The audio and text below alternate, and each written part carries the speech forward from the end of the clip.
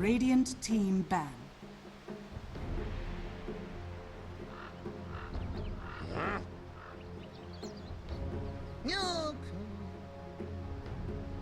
Radiant team ban.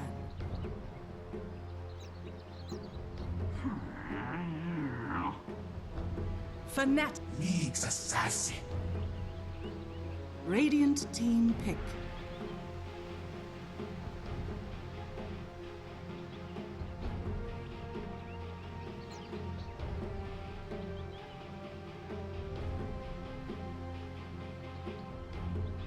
Ten seconds remaining. 5 seconds remaining. Reserve time.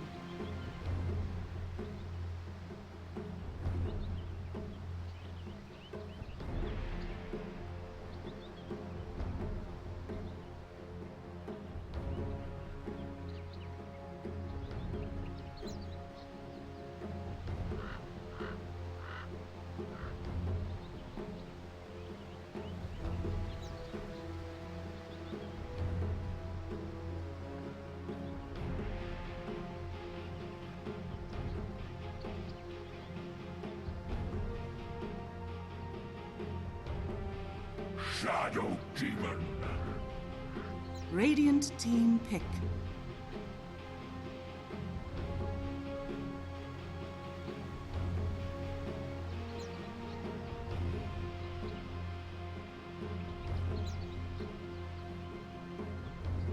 Ten seconds remaining. 5 seconds remaining. Reserve time.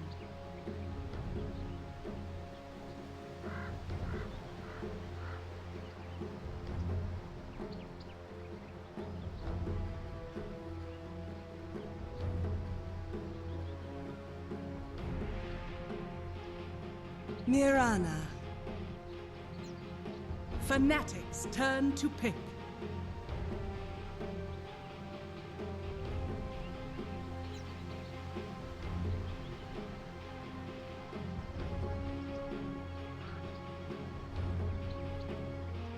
Ten seconds remaining. 5 seconds remaining. Reserve time.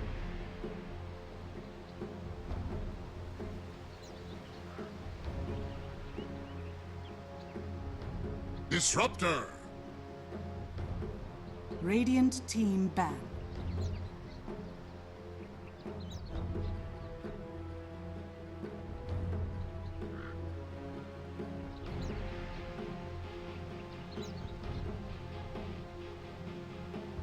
Ten seconds remaining.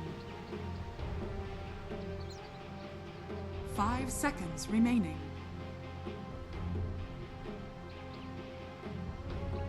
Reserve time.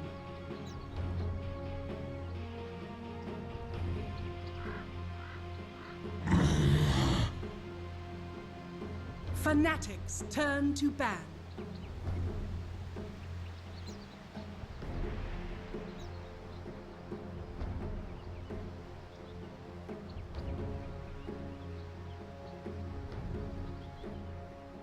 Ten seconds remaining. 5 seconds remaining. Reserve time. Radiant team ban.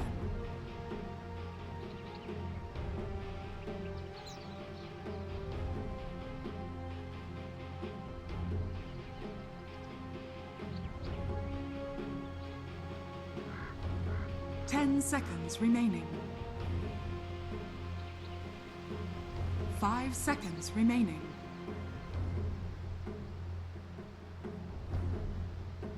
Reserve time.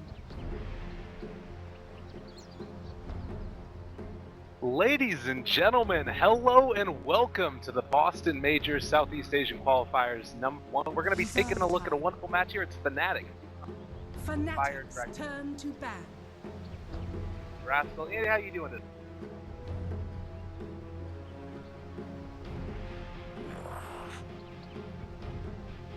Radiant team pick. Well, that's what I'm. Yeah, I'm a little bit caught off guard, a little bit flustered as I was prepared. I don't have any of them. It's fine. Yeah, 10 seconds remaining. honestly, draft right now. We can talk a little bit about the team. 5 Fnatic seconds obviously remaining. just missed out on that direct invite spot that a lot of people were. Reserve time. Instead, they had to go make their way through the regional qualifiers, and then another team that had to make their way through the qualifiers is Fire Dragoon. Just got done with the open qualifiers about like 8 hours ago or something, so they're really coming in fresh. The admins knew how discontent they were with the way that things were. They had about 8 hours, which means, you know, if you go to sleep awake, they basically have like 5 or 6 hours. You gotta get ready. Maybe they're Dota players, maybe they don't. We don't know that for sure. But getting into the bans and picks, Fnatic opening Fnatic's something fairly turn to aggressive. pick. I'm not sure how I feel about the have Ohio. So I can kind of let that one slide. Fans that Fnatic are really scared of this slash aggressive. Take out the Luna. Obviously, 10 Fire seconds Dragoon is remaining. already having a Shadow Demon strong, and Disruptor 5 not the greatest seconds team. remaining. They want to play like a style perhaps on the side of Fnatic, and playing those types of lineups, you get Reserve murdered by deathfall. So they really need to make sure they don't fall into this trap of not having any. They basically have none right now, and they also need to make the amount of space. Yeah, and well, it's a little bit interesting then seeing the Fire Dragoon pick out the Medusa. When you talk about heroes that are taking advantage of space, sure, it does get that, but also not very mobile. And Radiant instead, they're going to team go for pick. another one of those, I guess you could say pick-off oriented here, the Ursa, but more importantly, big bruiser in there, gives you that roach control. Do they need somebody that can scale a little bit better at this stage, though, out of their mid, potentially? Black 10 Tiger. seconds remaining. Fnatic side out. 5 seconds A lineup that remaining. needs can kill. Reserve time. Real issue stems from have a true hard carry. I think that Fire Dragoon. Alchemist. We don't know if it's going to be. Now it's kind of leaning. Fnatic's turn to pick.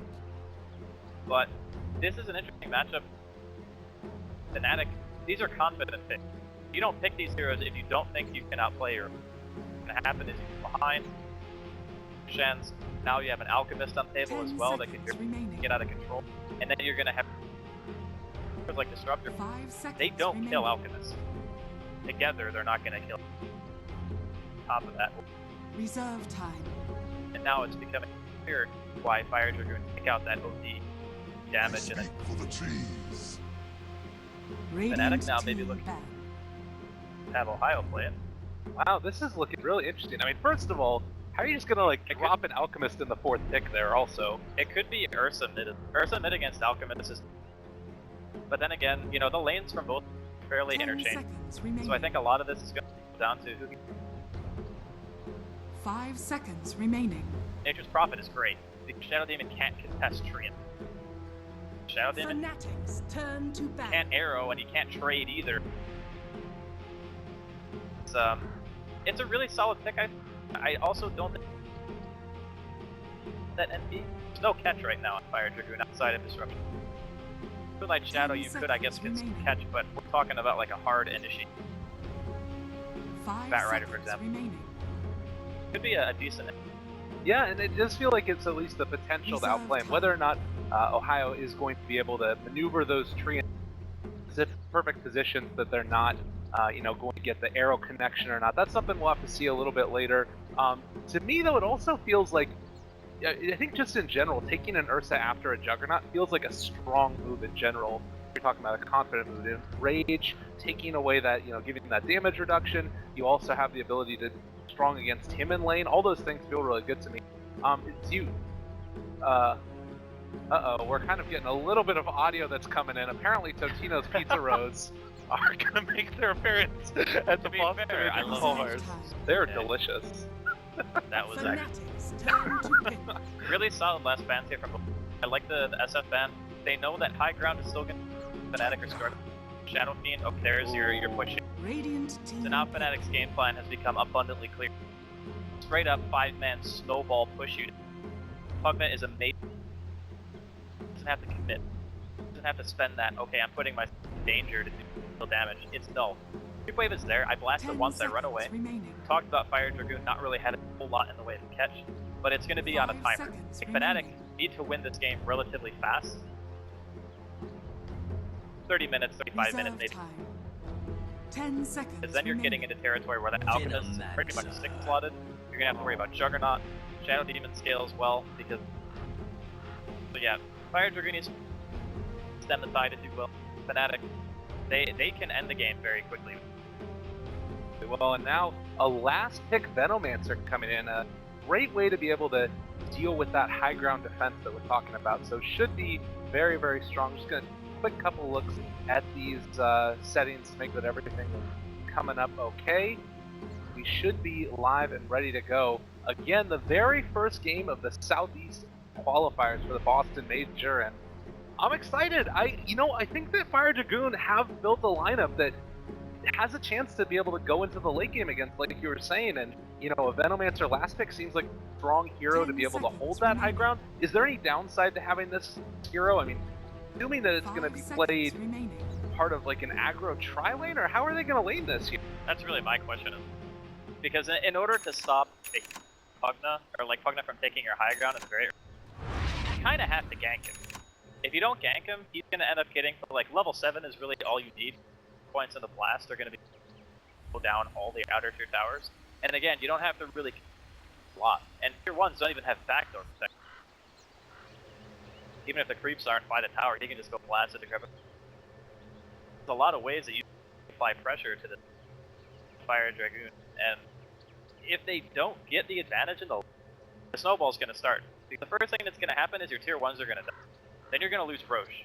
And once you lose Roshan, you pretty much can't 5 versus 5, and then they're going to have to rely on Mirana if she can manage having Acid Spray, having the Plague Wards. That's going to be like primary forms of defense. I would say if they can defend their high ground, or if they can somehow get kills, those are 2 ways that they can do. But Fnatic, obviously, I'm kind of favoring them because, if these 2 teams I thought were equal, I would probably favor draft because I know Fnatic are that I would say they probably have the.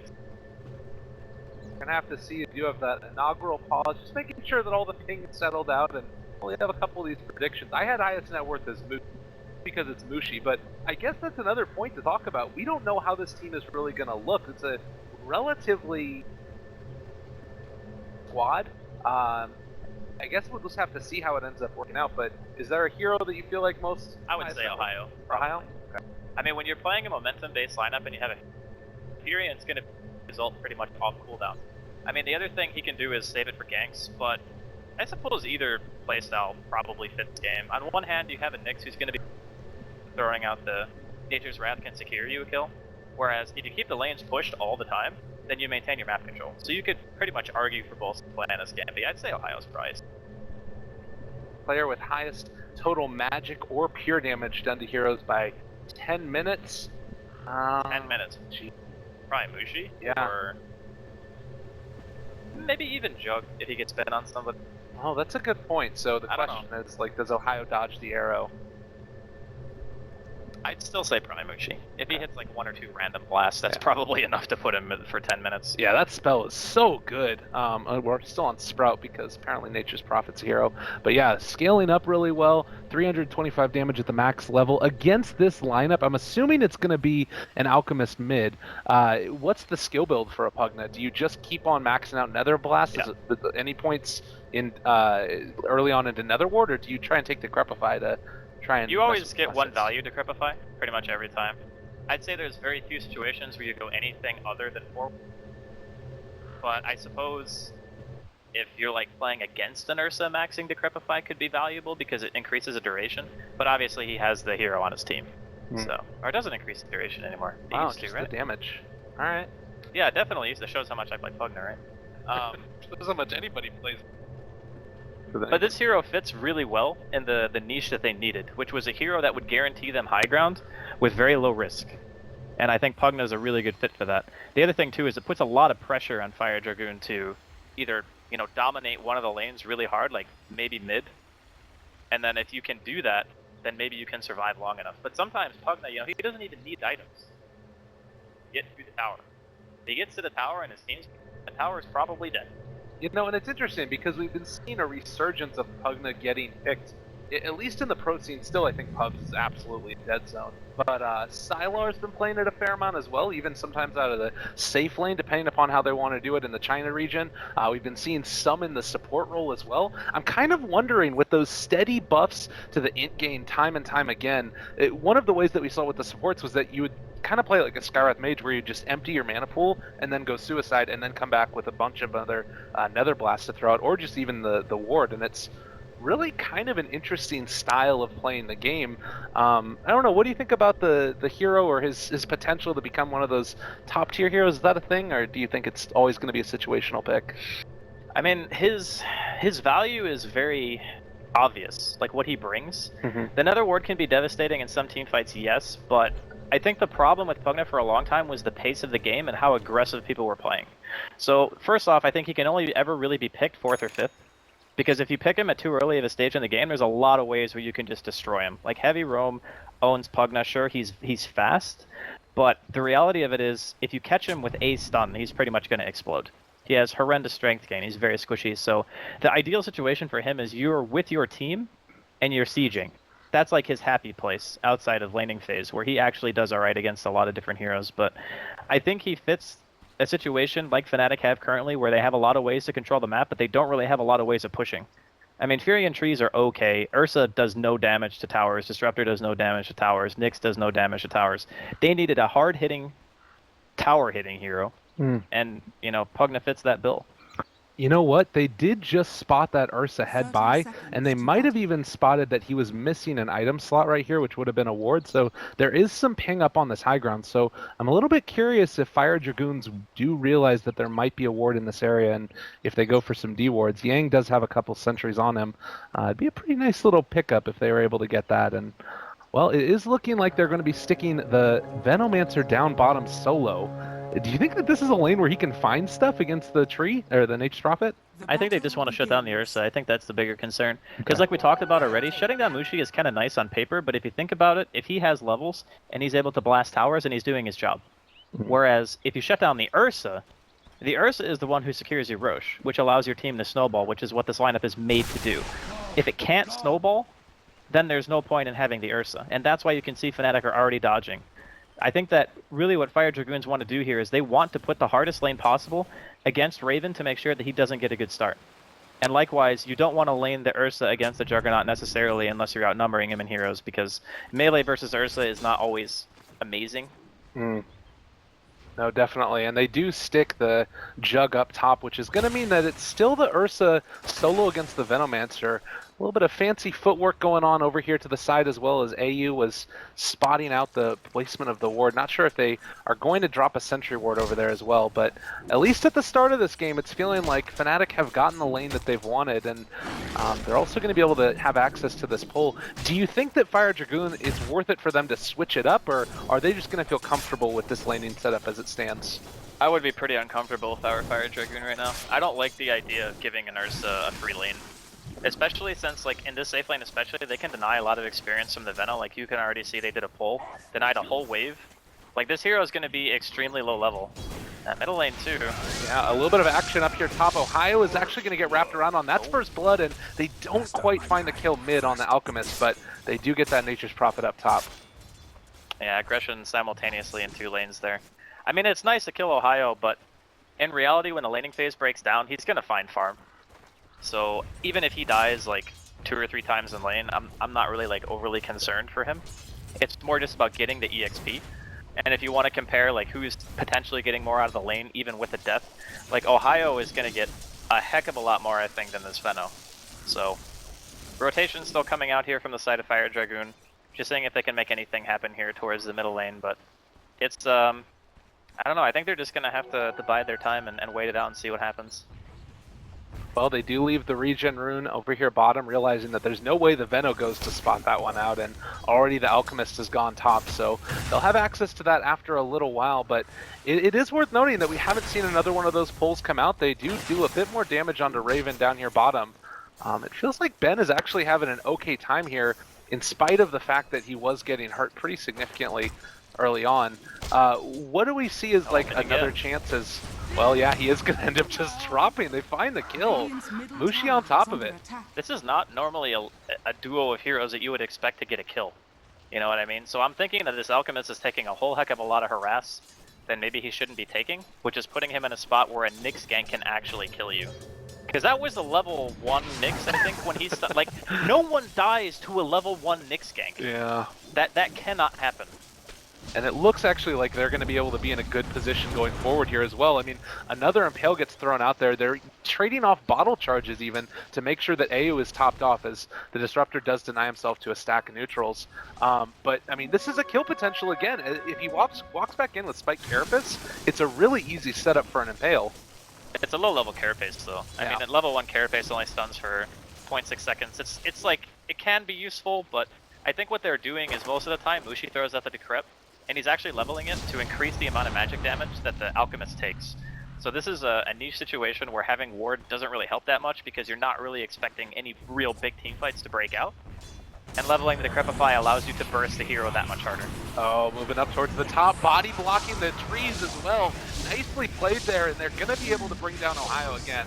So another kill, but like you said, biggest deal in the world. Already Ohio has been able to get to level 4. Dude, this Alchemist. Pretty comfortable. Oh, Alchemist not so comfortable. Pugna finds the kill again mid, and I would definitely take kills on my Nature's Prophet in exchange for the Alch. Oh god, yeah. That Alchemist is like their saving grace. If the Juggernaut can't... So, Juggernaut's really good in situations where you're fighting these small skirmishes because Blade Fury's strong. Okay, hold on a second. Might be a dead hero. Yeah, the rotation in, and well, the TP out, but the glimpse back, and Ben is going to fall, and this might even be the tier 1 tower going down with Nature's Prophet here, or at least some damage dealt. Yeah, but the problem is, like, Fire Dragoon can't really react to this. Like, what hero on their team is going to be able to do anything? Is mid again. Back mid, they're going for it. Catch the Impale. Oh, the Alchemist gets stunned as well, and another Nether Blast. They do get the disruption, so the might end up just killing him off regardless. The arrow not going to connect onto Mushi, though he is dropping low and actually going to pop the Invis rune. Nice. Mushi, what a player. Get out of there. Jesus. Okay, this is getting real bad. They might get the kill on the Nyx, though. He's always out of mana. Oh, he does have the Spike Carapace, yeah, and well, they're not going to find him. Meanwhile, Mushi going to walk back in and life drain WL. Oh, Mushi, that man had a family. Well, remember that thing where I said that Fnatic can snowball really hard with their heroes? That's kind of happening even earlier than I thought it would happen. That's really, really not a good sign. And the Furion, in conjunction with the way that they're just rotating between middle and bottom lane, I don't really think like Fire Dragoon have a way of reacting. Like, we saw how like useless a Shadow Demon disruption was in that situation. I mean, that disruption pretty much killed him. Yeah. Because he could have walked away. Mushi would not have gotten another blast off, and I don't even think they were going to commit more to that. He disrupts him, buys time for Mushi's blast to come off cooldown, kills his Alchemist, then dies anyway. They don't get a return kill. This is a total disaster, honestly. The only thing that they have going right now is the fact that the Juggernaut's getting farmed, but you know, in reality, how is this team going to contest a Roshan attempt? How is this team going to stop, you know, the tier 1s from going down? You mentioned that push bottom. It's like it was 5 minutes in when that tier 1 died. And now they're trying to get some more vision here onto the Venomancer. Does have the 3 points in wards, so at least is going to be able to contest this stack. Oh, he broke the smoke as well. Jeez. I don't even think he knew he broke it, but Mushi walked bottom rune and revealed the Shadow Demon and the Mirana. Oh, they're out of there. Don't even care. And I mean, the Nyx is even able to zone them out here. They are just going to run at this Alchemist. Nothing. No response. Mushi, so far 5-0 at 6 minutes in. What a player. And down bottom lane, they're going to dive after Ben as well. Juggernaut kills Ohio up in the top lane, but it looks like Demon might go down himself. They still have Raven in the area. A glimpse available as well. They're trying to stack up the poison and are chasing down Demon. He does have a TP scroll and looks like he will be able to make his way out of there. No mana for disruption. Yeah, really nice play there. Evacuating, realizing that it's too easy to get kited out in that type of situation. I mean, they're desperately looking for kills here. God, and every time Alk is gonna keep on getting life drain in the mid lane. He does keep Pugna away, but it looks like they're squaring up for another battle. They have a Sprout in 3 seconds, but with a lot of these wards on top of them, not feeling super comfortable with it. And yeah, they're just gonna back out again. This has got to be like the most awkward aggression I've seen in an early game, but I guess we're watching C Dota, right? Oh, there you go. That's the thing that happens apparently. But yeah, it's kind of weird. It's like I'm gonna aggressively place my wards in your general direction, and I mean, who sees a level 1 Nyx gang kill a hero at like 3 minutes into the game? Like that just doesn't happen. Well, we talked earlier about going into the late game and Fire Dragoon having a good lineup for that. Can we give them some silver lining here? Is there anything that they can fall back upon that's going pretty good for these guys? Well, if the Alchemist hadn't died 4 times in lane in like 5 minutes, I would say that, you know, there's a good shot that this hero is going to get to a critical mass where the lineup of Fnatic, barring the Ursa, just doesn't really have an insane amount of damage output to really be able to kill him. But the problem is when you're behind, and you know, Mushi building the way that he is just for the mass magical burst, that's not even really going to matter. So normally at 8 or 9 minutes, if you're having an optimal laning phase, you have your armlet pretty much already done if you're going like the standard armlet radiance build. As top lane, Juggernaut. Very low, and Ohio's going to rotate in, does go for the spin, and it's going to almost bring down AU, but yeah, they just trade off the aggro, jump forward, there's the Star Storm finding that kill, and Ohio might actually go down as well. Yang, he's had enough of it, wants to chase down the tree man, drops the ward as well, but not in range. Yeah, that would have been really nice if he could have gotten the bonus kill. Would have been well worth the TP, just in terms of the trade. I mean, he is level 6, and he's got enough money to buy his Arcanes if that's the path that he's going to take, so... In some ways, like the Mirana leveling up, maybe making your way towards Aghanims, that can add a lot to the D-push potential, which I think will help, obviously, Fire Dragoon stay in the game. Because that's really what they need to do. It's not about necessarily winning these big engagements or whatever. It's taking, like, trades, even if they're even, then Fnatic are still losing out because their team is the one who's meant to be pushing the pace. But they've already lost their tier 1 mid, they've already lost their safe lane tier 1. Nothing really in response so far in the way of tower pushing. But if they can just hold on, they do have a shot. Well, and it's kind of interesting too because it's not an incredible net worth lead at this stage in the game. I mean, 2,000, it's kind of rough, but it's not the worst that we've ever seen. And they're going to go for a smoke play now, and you talk about pushing a tower. They are getting set up for that, but at the same time, Roshan is starting to go down. Looks like Raven will be able to get this. Do you think it's worth losing the tower for getting Roshan? I don't know if they're going to lose it. I think they're actually doing it fast enough to where they're going to fight after killing Roche. There's the disruption, arrow to follow, connects onto AU, but despite Carapace doesn't take the damage. They pull back in the Shadow Demon. He is going to drop here. And yeah, you're right, it does look like that siege of the tower might be halted in its tracks. Yeah, I mean, maybe in that situation, if they were pushing the safe lane tier 1, it would have been a little bit easier. But when the Ursa's off map, they should have known that Roshan was going to be on the table, because pretty much all you need is like level 4 and a Morbid Mask and you can kill that thing. Raven obviously having safe lane farm, he's going to get it. Midnight Shadow popped here. They're set up and will run into that Ursa. They spot him, pop the stun as well, turn on to Ohio, and, well, they do have vision now, gonna get a couple right clicks off, and he's gonna fall, but on the other side, AU finds the stun onto Yang, disruption as well, gonna keep that Ursa out of the fight for the moment. That stun does come out as well onto the Alchemist as they try and chase it down, already having lost the Shadow Demon. No great save is available. It looks like the rest of the side, the Radiant, they missed the arrow onto the Ursa, and that's gonna be a dead Alch. So just like that, kind of an awkward exchange. I don't know why he didn't just run away. That's right. Like man fighting an Ursa when you have brown boots, or sorry, he has treads and a helm. You're not winning that man fight, bro. It's not happening. You just gotta bail. Like they could have walked away from that. Only lost what? Actually, they wouldn't have lost anything, right? Because oh, looks like we're gonna see another dead hero. I'll try to TP. It was a valiant effort. He tried his best. But a little bit rough in the end. When you're down a good hunk of experience and gold, and you know you ended up losing your Alchemist multiple times in the mid lane, you gotta take what you can get.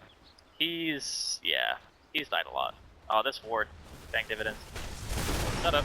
Oh my god, Impale with the Wrath of Nature. That is just dirty. And he almost has a blink if he just wants to go that route, or he can go whatever the hell he wants. Yeah, I'm interested to see if he actually does opt for the Blink Dagger. It's really nice because if the Alchemist is farming a lane, you can Carapace Blink in, you can Vendetta Carapace and just stun him for free. And then you get the guaranteed Vendetta hit into the other stun and then, you know, potentially Ohio TPs or whatever. But yeah, they have a lot of setup, and this is the ideal situation for Fnatic, because they wanted the tier 1s dead. They wanted the first Roche. They've pretty much accomplished 2 of the 3 steps. The third one is just maintaining that map control. Oh, and another Impale does not connect this time, but they will get the glimpse back, and, well, Yang's starting to drop very low, and 1 life drain. It's going to be a dead Mirana. And this is just, everywhere you look, they're getting picked off, and, I mean, can you reestablish map control in any way? Like, how do they handle this? That's the biggest thing. Like, when you're really behind against a team that really focuses on picking you off, the best thing you can do is D-ward. So if you see the 3 aggressive wards that Fnatic have, they have 1 on the hill where Fnatic, Mushi, Demon, and EU are all walking by right now. Dire's middle tower is under attack. If they restrict that vision, then it makes Fnatic less free to just run all over their side of the map. And they did get 1 ward, I think, down, yeah. WL just de-warded another hill ward on their side of the map. This is shaping up to be an awkward one. They popped the Omni Slash and, well, it doesn't actually do all that much damage. Venomancer in the middle of all of this is turned onto Demon. They are going to bring down AU with 1 final touch, and now Ben turns back around, catches the Gale onto 2. They also pop the Moonlight Shadow. Raven might start to take a little bit of damage here as well, and alright, let's take a moment to talk about this. That was anticlimactic. I mean, it's looking good for them so far. They picked off the Nyx. They got the Veno ulti onto 3, right? The Ursa still has Aegis. Okay.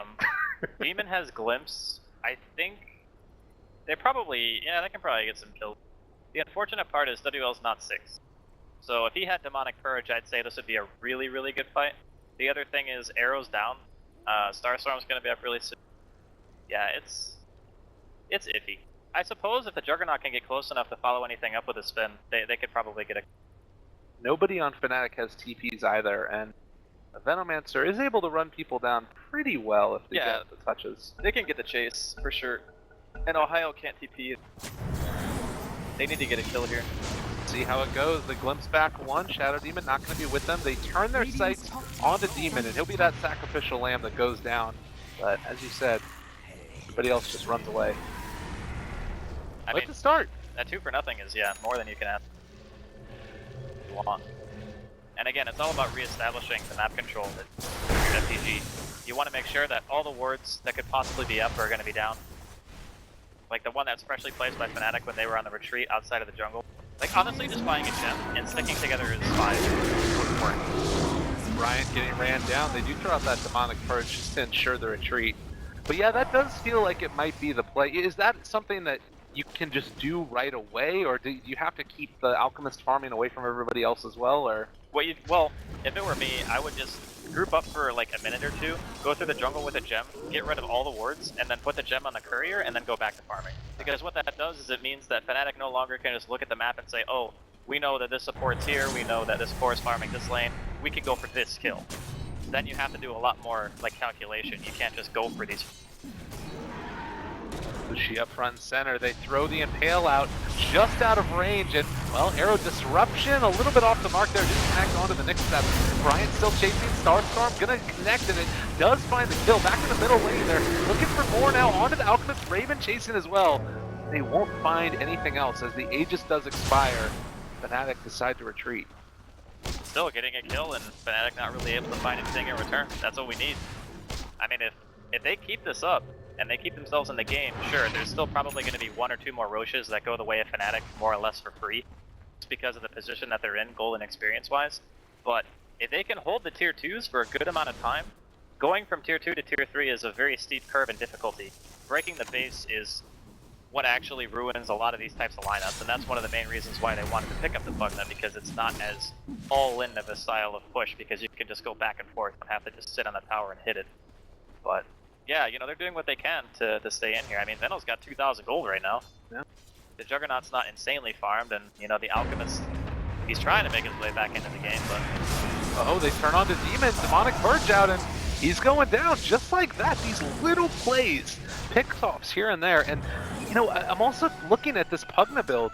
He went for the point booster and now is going back instead for a Eul's Scepter. I guess, is Mushi feeling indecisive here, or do you just need that point booster to stay alive? I think the point booster is a value purchase on Pugna. We already talked about how strength gains like abysmal is 1.2. It's awful. So having something that adds to your durability is good. He'll probably eventually turn that into an Ags, I would imagine. Bottom lane, Yang just gonna leap away from the Sprout, but I don't think it's indecisiveness. I think he needs Yules because of Juggernaut. He also needs it because, you know, Alkstun, you can disjoint that, Arrow, all that stuff. It's a really nice utility to save himself from those situations. Okay. Well, 4 heroes moving through the jungle now, and they are going to be looking for Yang. Glimpse as well as Static Storm available. They do get the leap away, turning back into him now with the Star Storm already up. No, Yang is just gone, and they need to get the heck out of here before taking a couple more. Yeah, the rest of the side of FDG back out. Well, it wasn't a horrible loss. I mean, losing a support is not... In a way, it's not enough. Like, Fnatic need to continually apply this pressure and keep doing more. Looks like they're gonna potentially go for the Alchemist. I assume he's just waiting for the Chemical Rage to wear off. He really wanted to go for the Carapace play, but with the level 2 Chemical Rage on him right now, they need a heavy hitter, and Raven has made his way up here, along with Ohio. Oh yeah, here they go, just immediately upon them, and well, there's no great way to get away from that one. Yep. For an Alchemist, do you think that it's important for him to stay a little bit closer to home and just try and farm that safe jungle, or does he have to make those types of plays? There comes a point where you kind of have to accept the fact that one of your cores is going to die. Like, when you have 2 or 3 cores that all need farm, and you're playing against a lineup that's based off of picking, then you're going to lose a core. If you don't farm the lane and you don't push the lane, then you're never applying any sort of pressure on the map. And if you're not applying pressure on the map, you're slowly getting asphyxiated, you're not being efficient, you're not getting yourself back into the game. So yes, risks like that are necessary. Yeah. A lot of people will watch that and go, oh man, that guy just fed. Yeah, but if he doesn't die, then somebody else on his team is dying. And if he's not pushing that lane out, then Ohio's up there, you know, like he is right now, just shoving it into your tier 2 tower. And guess what? When he gets there, it's damage that cannot be repaired, right? It's just damage dealt to your team. So yeah, he pretty much does have to play that way. Well, it's a little bit unfortunate for side of Fire Dragoon, and maybe gonna try and find some type of way to punish Ohio here, as Yang is pump faking the arrow, doing a fancy dance move down there. But yeah, it looks like Fnatic are gonna try and go in again. Man, the Nyx Assassin this game has just felt so value. A has been playing a great one. Yeah, I actually can't believe how much work he did in the early game with Mushi mid. Like, they destroyed that Alchemist. Oh, Glimmer. This is a stun here. Yeah, they are bringing in Ohio now, and I guess that's the caster curse. What a great player, and he misses the stun, but they will throw out the Venom ulti, and well, it doesn't really follow up anything at all there.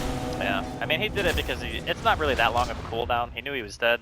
Maybe it forces 1 or 2 heroes back to base. You know, it's one of those plays where you're like, ah, well, what are the odds that I get another 4-man ulti anyway, right? Pad the stats, damage dealt, that's great. And just so we're clear, Nyx stun is actually super hard to land. Right. You can't freaking target it. No. And it's a lion stun. Absolutely. Well, and now with an arcane rune on Mushi, the real damage is about to be dealt to this tower, and look at how quickly it falls. In literally about 6 seconds, that thing is going to drop it. Looks like the wraparound is there. Demon spotted out. AU drops the stun. They do get the Static Storm onto several, and Bryant able to make it out last second. Disruption, saving a life, as Raven is also going to get Omni Slash as well as Ohio. And a little bit of indecision there from Bryant, and he might end up not being able to bring down Ohio. Still, the Alchemist is looking for a follow-up, and looks like they aren't going to get it. But one thing I wanted to mention to you as well, outside of just that fight, the Alchemist has gone back for Sanj. What do you think about this more battle-oriented build for him? It's probably a halberd, right? I would guess. It seems like it. What do you think about that? I would consider the Ursa the biggest threat to him. So in that sense, if you have a threat on the other team that's pretty much the only hero that can kill you, and you can farm at the rate of an Alchemist, then buying an item like halberd, I would still say it's, you know, it's alright. It's not going to be the item that tips the scales super heavily in your favor, but he's also the only hero who can reliably frontline. Because he's just that much tankier than, like, the Juggernaut, for instance, who will literally just die in a spin to Ursa every single time. Because Ursa's just going to sit there in a rage and punch him. You know, spin doesn't mean anything to an Ursa. Right. As Roshan number 2 falls here in favor of Fnatic. We'll see if the Alchemist build ends up paying off. If it's an S and Y, I would be shocked. It is an S and Y, okay. You are shocked. I do not agree with an S and Y even a little bit in this situation. A halberd is like the only item that I could say is passable because, you know, most Ursas nowadays, they don't want to build BKB, right? Yeah. Like, no core player says, man, I really want to buy a BKB this game. They're like, God damn it, I hate buying BKB. This is the most boring item. All I want to do is punch people. Alright. And then they delay it as long as they can. So if you know that he's going to delay the BKB by buying a Basher, just buy a Halberd. Well, and speaking of, well, I guess not a halberd, but of a hero that's dying, it's going to be Mushi finding another kill, and now they're going to chase further forward. They've got the Venomancer yet again. Oh, that hurts. Well, what are they going to be lacking? I mean, obviously they're going to be lacking the counter push with the Radiance, but is there anything you gain from Assange and Yasha that he's like, this is the item for me? I actually just completely disagree with that item. Okay, all right. I would literally never buy an SNY in this game, and I love the item. I love SNY. Well, we'll see how it ends up working out for them. It's worth noting also the Mirana position 4 has been able to finish off her Aghanim Scepter at 22 minutes. So really good timing there. Maybe has come at the cost of the other core's farms, but I think it's still worth it though, because if you look at the way that FDG's lineup is built, they don't really have a lot of heroes who have tremendous wave clear. So you need a hero on the team that's going to be able to keep those waves pushed out, because otherwise, look at Ohio. He's been very diligent about keeping whatever lane that's starting to push towards the river, he's down there, and he's pushing it back in, making sure that there is no space for this team with its multi-core lineup to really get off the ground. So if you want to counterplay that, you need a hero with some mobility who has wave clear. Mirana fits that criteria. So in order to sacrifice a little bit of one core's farm in order for him to get off the ground and running, it can actually buy them more time in the game to get the cores the proper items that they need. Now, their Alchemist bought an SNY, so I'm not sure how I feel about their chances right now. right. But, there's always the chance that Fnatic get a little bit over-aggressive, dive too far. I just, I don't know what kind of team they are right now. Are they disciplined enough to just have Mushi blast that tower down? Or are they going to go for kills because they know they're really far ahead?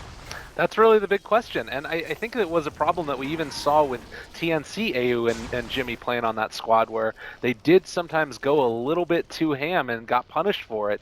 We'll have to see if that's sort of what the relationship is between, bringing in Ohio and Mushi, who obviously have a lot of experience as well, and where the shot calling brings them there. But you do see down here in the bottom lane, Shadow Demon and Mirana setting up for something against Nature's Prophet, and there might be a decent shot for a kill. Oh, he's dead if he gets caught. Okay. Like 100% dead.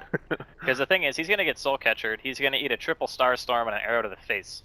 He's got an Orchid, so he doesn't have much in the way of survivability. He's pretty much going to... Yeah, he's going to go splat. Unless, does he have trees out? He does have a couple right if he has trees out, he can actually micro the trees in front of the disruption, and then hope that he doesn't get arrowed. That would be the ideal play. If he can do that, then he might live. We'll have to see if he's got quick enough fingers and if the internet is not going to be a problem for him. One for the Hand of Midas Orchid build. We haven't had a chance to talk about him. What is his eventual role going to be? Like, sometimes we see going for super split push oriented Nature's Prophet. With the Orchid, is it just strictly battle now? And maybe, like, do you even think about going back for a Hex? I think Hex is always good on Prophet, mainly because, you are sort of transitioning into a right clicker no matter what. Because just, he's intelligence-based, Hex and Orchid offer you that. Obviously, you can build into Bloodthorn as well. I would say he probably gets BKB eventually, and then Hex is also on the table. Things like Assault as well, because no one else is going to buy an AC on his team. He can buy one very easily. And I think they just want to make sure that he has a mixture of survivability and damage to be able to either contribute to fights or split push. I don't think he'll buy a Book. I think Book's too all-in-y and gimmicky in this stage. But yeah, I like BKB, Assault, Hex, all very, very good choices. Look, he's already got one. It's good to go. Oh yeah, he does. He's got the Scythe of Ice thing. Yeah. Wasn't that from like TI3 or something? TI2? I can't remember. It seems that seems relevant for that era, definitely. Yeah, because that was back when Bulldog reigned supreme. The Nature's Prophet. Actually, I think Ohio was the guy who he was interviewed, and they said, "How did you learn how to play Nature's Prophet?" And he just literally said, "I watched Bulldog." That's what I was like. All right, well. He's the best prophet in the world. Can't really fault him for that. That's great. You love to see when sort of pros from around the world give that respect to each other and stuff, and it's wonderful. It's like they'll never, well, I guess depending on the player, most of them won't admit it. Right. But they'll be like, I learned from, so-and-so. Definitely. We all have our, our pride. Absolutely. I was born ready to play Nature's Prophet. That's what Ohio really said, and I had affinity with him. Well, interesting skill builds and item builds and everything builds in this game. A lot of the Pugnas that I've seen have gone back for like Aether Lens and then eventually into Aghanim Scepter. He did opt to go instead in for the Yule Scepter, which we already talked about needing against the Jug and such, but also Guardian Greaves, which feels like another.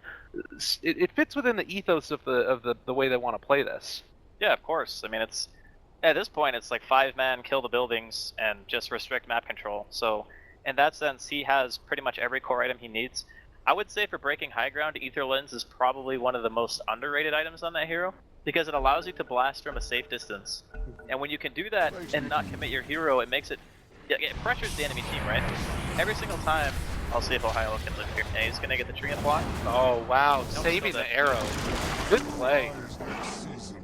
It was about as good of an effort as you can make from Ohio. They are gonna end up losing that Shadow Demon. AU finds the punish. But yeah, Aether Lens, being able to siege from far away, keep yourself safe. It's a long range on that one. Yeah. But yeah, the Aether Lens and the Pugna, I would actually think it's still alright to go for it even this late.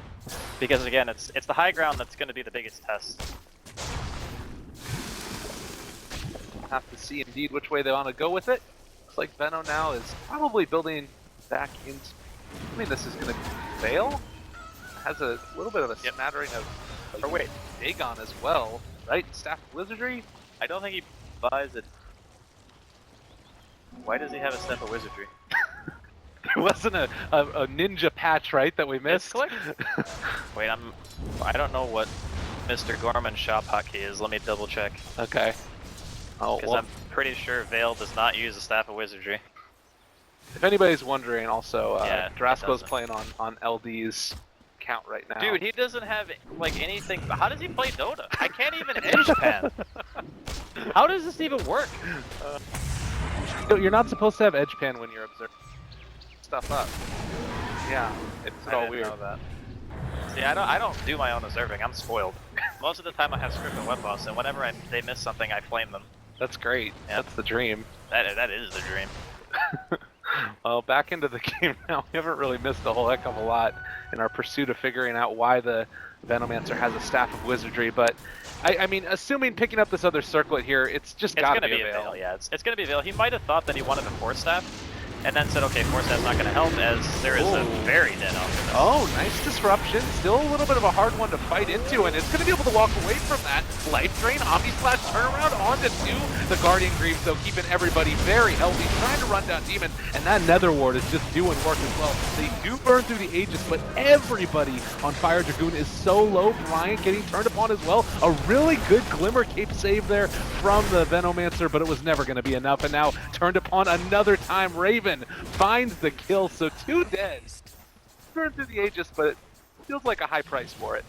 It was a high price, but if you consider the fact that if there was no Aegis there, I think that the Fire Dragoon would probably walk away from that fight even or better. Like, the fight started off, it looked like the Alchemist was going to die for sure. Disruption came in from the SD. Very nicely timed, because it allowed the Moonlight Shadow to go off. There was detection, but unfortunately there was no follow-up to save. Walked it off, got the re-engage, which ended up killing Raven. And then they end up using a couple of heroes. Unfortunately. Good.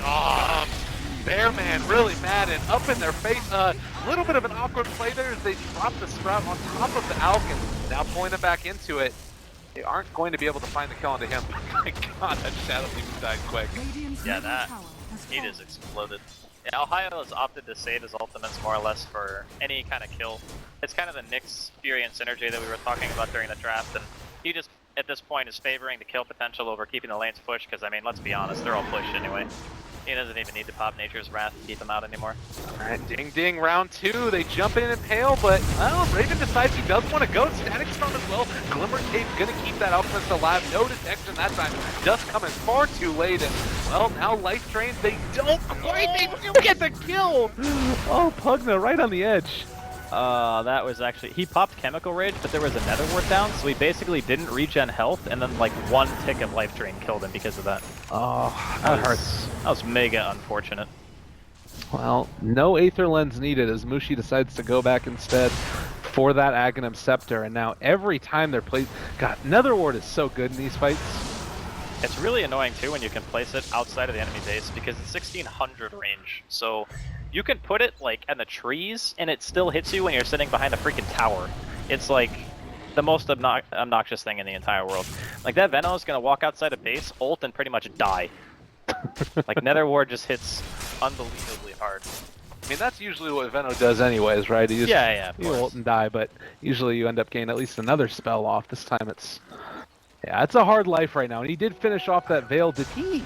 He still has the Staff of Wizardry. A 4 staff feels like it could be pretty good here. Yeah, it's a Force or Eels. I mean, those are pretty much the only choices, and nothing else even makes sense. I would say 4 staff is probably a bit better because it's really good against Ursa and it's good against things. So like when they get impaled or a blink and a bat comes in from Raven, you can just force them away. And that pretty much stops like their whole line of aggression, right? That's another thing too about Fnatic's lineup is if the Disruptor's not there, Force stats destroy their heroes. Because you can force out of trees, you can force out of stun, Earth Shock, Decrepify, all these things. And once you've broken that range, you can just walk away. And they're like, oh, right, well, we're just gonna sit here and be mad about it. But if, you know, if Jimmy's there, then you're gonna get glimpsed or whatever, and you're pretty much dead anyway. Well, I mean, and we talked about also, like, you know, late game potential of these heroes and what they're going to be doing. It is feeling like Fnatic are struggling a bit to break the high ground. They're winning the fights consistently, but we're not seeing a ton of damage onto those tier 3s as of yet. Do they need to change the style with which they play, or just wait for that next Roche? Nah, they're just waiting for Roche. That's really all. I mean, Raven probably goes back for BKB. He gets the next Aegis, drops the stick, has full BKB, has cheat, has Aegis, you know, trend number 3, obviously. That should be enough to break base. Not? Then Fnatic need to start panicking. Maybe, oh god, there's so many cores, they're farming. This guy bought an SNY, we're losing, why are we losing? It's gonna be a little bit rough. Well, and a couple of these items, like we talked about, BKB up on Alchemist coming soon. The Blink for Mirana also. It allows them to play a little bit more aggressively, I would say, in these lineups. It also kind of is interesting to me that we do see the Sheep Stick picked up by Nature's Prophet. He's kind of been to the outside of the fights, throwing out more sprouts than not. Does this change the way that he interacts in these fights, just trying to get in, teleporting aggressively? I think he's just going to be a lot more potent than Nick. Like having the Hex up and having BKB. With me. Had the money for it. Instead of Ops Goaded. Very confident move. That if I have the lockdown, then I'm gonna get. The problem with this sort of play is that you're going into these. You're not blinking it. So I think that in some ways, if you go this route, you're putting yourself at risk. When that happens, you don't have a team to back you up. It's very, very bad. Say he blinks in and he die, then his team has to decide to cut off the push, or we help him and we risk all dying. And that's a hard decision to make.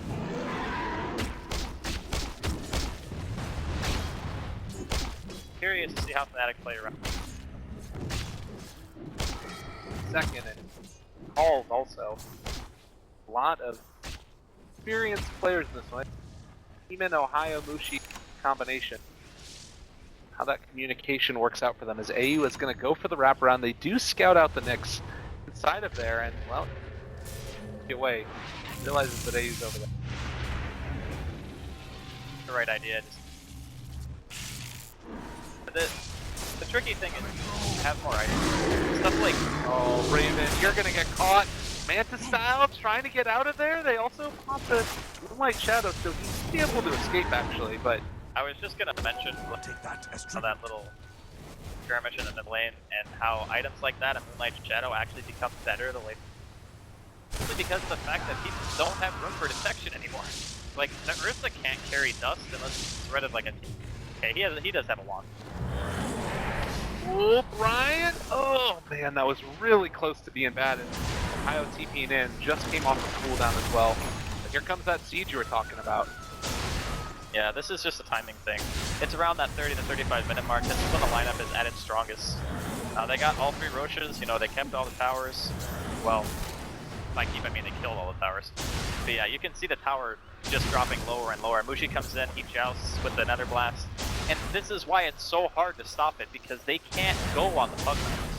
If they go on the Pugna and they commit to a fight and they start getting, you know, pulled outside of the base, then it gives Raven a free initiation. He's like, okay, I'll take a hero out or I'll force a disrupt. you know, at that point, you're pretty much committing to a full-fledged team fight, and that's not really what they want. Dodging the arrow there as well. Fancy footwork, but Raven does need to be careful, like you talked about. Make sure that he doesn't dive in too far. But they're doing a decent job of this. At least the tower does go down to about a third HP at this point. Looks like they're going to go in for another round. I mean, how do you stop this if you're Fire Dragoon? Do you need to go for a wraparound play, or just hope that they overextend? A wraparound is probably the highest success chance. It's not. Oh, Ryan, you're a piggy. Stunned up again. Can they find the kill? He turns back around, and well, Glimmer Cape pulled back into them again. They jump forward with the Ursa. He's a little bit far away, but they've already lost the Jug. Raven stunned for the moment, turns onto Ben. He is going to drop Life Drain, making it work. The Impale connects onto 3. Oh no, Fire Dragoon, they're all going down. Raven loses the Aegis, but 3 heroes out of there. Another Impale. My goodness gracious, they're all over him. Fnatic, I think, might have punched their ticket through to this one.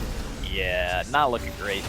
Not looking great for Fire Dragoon, but I mean, this game kind of went maybe not as expected just because of how many times the Alchemist died, but expected in the sense that, you know, Fnatic were running a very snowball-y sort of lineup. They wanted to prioritize Roche, they wanted to kill towers, they pretty much hit all their marks, right? They never really had much of a hiccup. I suppose maybe the biggest one is during like the early mid game, they lost a couple of heroes here and there. They made some trades. You know, Fnatic's lineup doesn't want to trade. They always want to be taking. They never want to be giving anything. And unfortunately, FDE gonna potentially get dual racks and more as they lose that poor Shadow Demon, just turn into Vapor. Yeah, it's again worth reiterating that Fire Dragoon, they're a team that did just complete the open qualifiers. They finished it about 8 hours ago and literally were waking up to play this game. Woke up, hopped on their computer and started playing. How would you feel like they played though in this round? Granted, it's not completely over, but it's feeling very close to it. Like, did they put up a good show as Logan gets gone upon and Alchemist turns around on the A? They're doing a decent amount of damage to Brian. He pops mid style, but they can't really stop it. And Ben also going to get turned upon. Netherward doing a ton of damage. Go back in, on to Raven. It's a rough life. There. Not gonna do it. Yeah, but in regards to how they performed, I think that they had an idea of what they're that draw the game. Did manage to do that, it would have probably been. But just the amount of aggression they applied towards how little punch just that punch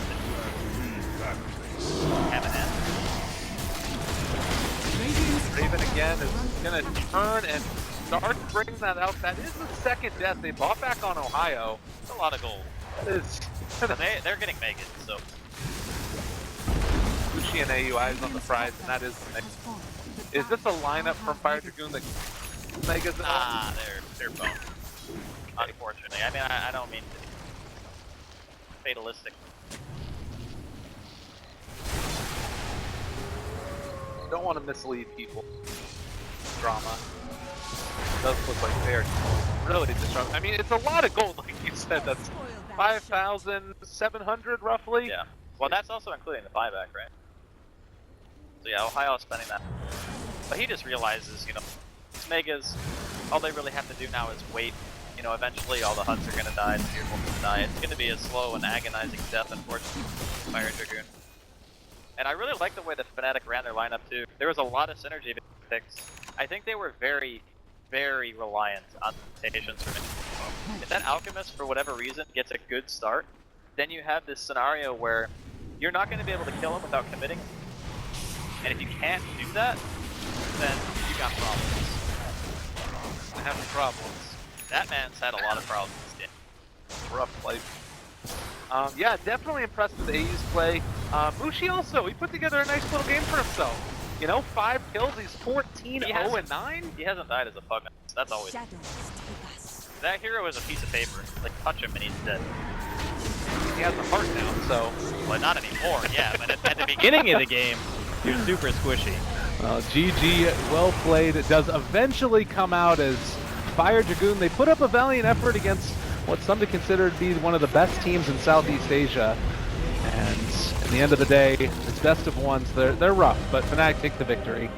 Yeah, it was well deserved. I really like the draft. Very creative, something that you don't get